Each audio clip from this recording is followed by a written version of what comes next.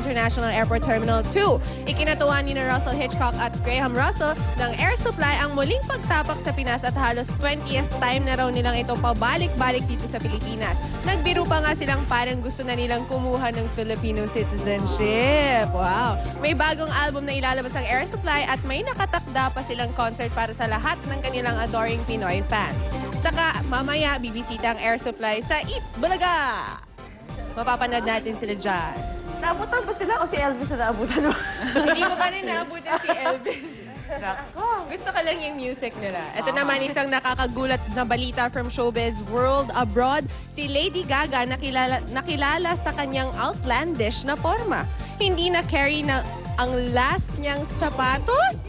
My gosh, ano ito? Kaya ang resulta, nadapa siya. At worst, nakunan niya ng mga camera dahil sa mataong Heathrow Airport ng London. Ito na ang nangyari. Ayan, ayan, ayan. Oh no! Hindi naman pala ito kasi pang-walking ayon sa designer ng sapatos. So, ginamit niya pa rin pang-walking kahit hindi pang-walking. Tingnan mo naman no, lagi yung mga sapatos niya. Kakaiba Dapat sa talaga. kanya bigyan natin ng tsinelas. Ang dami natin dito. Hindi kasi when she travels also, grabe talaga siya magdamit, magsapatos. So, I guess it's a lesson. Sa ating lahat. Hindi, pero natatandaan siya ngayon. Even yung mga fellow music artists niya talagang iba. Umangat siya talaga. Pero marami na offense sa kanya because she's taking it to a new level na nakaka-insulto na like when she went to a parang game ng Dodgers ba yun? So, na-insulto niya yung mga kabaks niya. That's why si Jerry Seinfeld called her a jerk. But anyway, good news naman tayo. O yeah, Hollywood news. Good news naman po tayo mga kapuso. Muli nang binuksan ang makasaysayang Manila Metropolitan Theater o MET. Kagabi, pinangunahan ni Kuya Germs, Mr. Herman Moreno, ang inaugural show ng MET kasama ang ilang bituin. Muli nagpasalamat si Kuya Germs sa lokal na pamahalaan ng Maynila at sa mga grupo at individual na tumutulong para maibalik ang kinang ng teatro. Isang mahalagang landmark ng Maynila ang Manila Metropolitan Theater at tinayo noong December 1931 at dinisenyo ng arkitektong si Juan de Guzman Arellano. Isa ito sa mga natitirang gusali sa ating bansa na nagbibida ng Art Deco design. Yan, pag mga tourists dumating dito, pwede nating idaan dyan siguro. Ang ganda-ganda dyan. Fabulous building. Congratulations! At eto pa, ang pinaka-good news sa lahat. Yee! Pahaba ang listahan ng mga kapuso natin nakakatanggap ng parangal. At ang pinakabago, kasama natin ngayon si Mr. Ivan Mayrina. Na isa, Mr. Uy, isa na tinatawagin Mr. ha?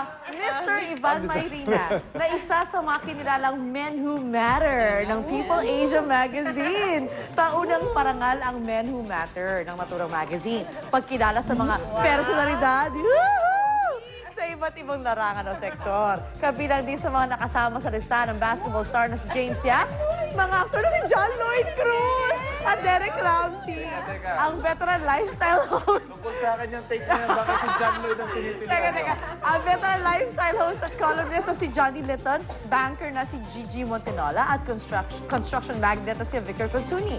Aba, Ivan, ka-level mo na ang kagapuan ni John Lloyd at Derek. Congratulations. Sana hiningi mo ako ng autograph. Inutusan pa. Si Ivan ang awardee, guys. Si Ivan. Ako ho yung pinupuri dito ha. Dapat ako lang ha. Wala talaga eh. Congratulations! Anong pakiramdam? Nabanggit lang ako na isang... Of course. Oo naman. People Asia. Halata bang tuwan-tuwa ako doon sa video. Nakakatuwa. Thank you. Kasi alam naman namin matagal na that you matter to us. So, for everyone to know that you're a man who matters, pandasal ha? Dumadami na. Salamat po. Salamat. Umahabang listahan naman nagkaka-crush dito. Sige na. Pagbati ng hi, John Lloyd. Hi, Derek. Congrats sa lahat, Ivan. Pandasal. At next po nating dadayuhin ang lungsod ng San Juan. Kaya paalala lang sa mga daraan na tatawid sa San Juan, maganda na po kayong mabasa dahil ngayon ang Wata Wata Festival ng San Juan. Ihanda na ang inyong mga kapote at malamang mababasa kayo dahil yun naman ang tradisyon doon para sa Fiesta ni San Juan Bautista. Walang mapipikon. Kung sino mababasa dyan, ha? Ganyan talaga yan. Kaya tara na magbasaan with Susan Enriquez at Harry Drew. Susan, Drew. Good morning po mga kapuso. Live na live po tayo ngayon dito sa San Juan.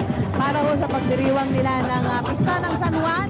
At alam mo, Drew, ngayong araw nito, itong si San Juan ay isang kilalang patron. Yan. That's right. Kaya maraming lugar sa Pilipinas ang magdiriwang ngayon ang pista ng San Juan. Kaya nga nauuna dyan sa kasiyahan ng Pista ng San Juan, ang mga kasama natin dito sa Plaza Agora dito sa San Juan, Metro Manila. At kung akala nyo kami binabagyo, tama kayo, binabagyo kami ng saya dahil nga mamaya magkakaroon tayo ng basan kasi yun nga yung kaugalian nila kada taon nila dito sa Pista ng San Juan. Okay. At syempre, dahil pista ngayon ng San Juan, may mga regulations naman pala yan. Yes. Hindi naman pala maghapong kanila pwedeng basain, di ba? Kaya lang, pag napatapat ka doon sa oras na yon, medyo delikado ka. Anong oras yan, Miss Sue? May pagkakaalam ko, alas 7 ng umaga hanggang alas 12 ng tanghali. Ayan. So ngayon, meron silang mga ganap ditong street dancing competition at saka yung santong tao. Santong taon ako, ang dami niya. From 9 barangays yata yan. And syempre meron tayong mga kasamang special celebrity guest na pwede rin natin basain. Sa lahat po yan, dito lang yan sa Pista ng San Juan de Bautista. Kaya i-ready nyo na ang inyong kapote, i-ready nyo na ang inyong payong, i-ready nyo na ang inyong tubig. Be ready to get wet. Ready to get Wet it. lang ha, wag wild ha. Wag wild, wag wild, wag wild. Pero kung ayaw nyo mabasa, huwag na lang kayo dito dumaan sa San Juan. Oo, wag kayong dumaan dito. Okay, mamaya, pag-uusapan din natin yung traffic or rerouting schemes ng San Juan para sa mga taong ayaw dumaan sa San Juan at ayaw mabasa. Meron kayong alternative ways. Especially dito sa kinalalagyan natin ngayon, medyo sarado yung daan dahil meron ng mga ganap na may mga gaganap mong activity dito. Yan. That's right. Yeah. Okay, so lahat na po yan sa aming pagbalik dito sa San Juan. Balik muna tayo sa studio. Woo!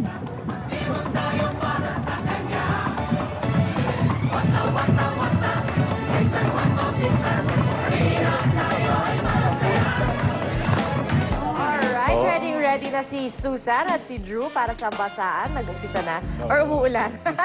Samantala mula sa San Juan, ito naman at bisitahin na natin ang kabisera ng Pilipinas, ang lungsod ng Maynila, para po yan sa ika-439 na araw ng Maynila. Todo rin po ang selebrasyon doon, lalo na't holiday ngayon sa Maynila, walang pasok. Kung ano mangyayari doon, pati na rin ang mga isasagawang traffic rerouting para sa mga selebrasyon mamaya. Ihatid sa atin ni Love Añover. Good morning, Love. Maligayang araw sa inyo dyan at maligayang araw din sa mga taga Maynila at maligayang araw ng kanilang pagkakatatag. Ayan, nandito tayo ngayon sa may Bonifacio Shrine at nakita natin kanina na inuumpisahan na pong ayusin yung pong stage ng Bonifacio Shrine dahil maraming activity ang mga mangyayari dito sa Maynila. Mamayang alas 7 nga ng umaga na magkakaroon po ng misa, dadaluhan po yan ng lahat ng city government at barangay officials at full attendance din po ang lahat ng empleyado ng City Hall. 7:30 naman, meron pong free entrance sa Manila Zoo. Ayan, sa mga gusto magpunta ng Manila Zoo. 7:45 a.m. po, magkakaroon naman ng wreath laying at Bonifacio Shrine. Pagkatapos ng misa, isusundan naman po ng, yung pagkatapos ng misa, mag-aalay po ng bulaklak. 8:30 ng umaga, tungo naman po kayo ng Raha Sulaiman para po sa isang floral offering. Ayan. Sa bilang paggunita naman po yan sa First Battle of Manila. 9:30 a.m. sa may Legazpi Tomb, floral offering din po. Sa may San Agustin Church upang mag-alay po ng bulaklak kay Miguel Lopez de Legazpi na siyang nakadiskubre po sa Maynila. Siyempre, yan sa mga nakakalimot na sa history po ng Maynila. 5 p.m. naman, meron pong outstanding pag-award sa mga outstanding Manilans. Yan po sa may Maynila Ballroom sa Manila Hotel. Ayan. Holiday po ngayon, kagaya po ng sabi ni Jiggy kanina, wala hong pasok at syempre wala po rin pong coding ang ating mga sasakyan dito po sa Maynila. So libreng-libre pong makapasok yung ating mga coded numbers ngayong araw. Ayan po mga kapuso, ang mga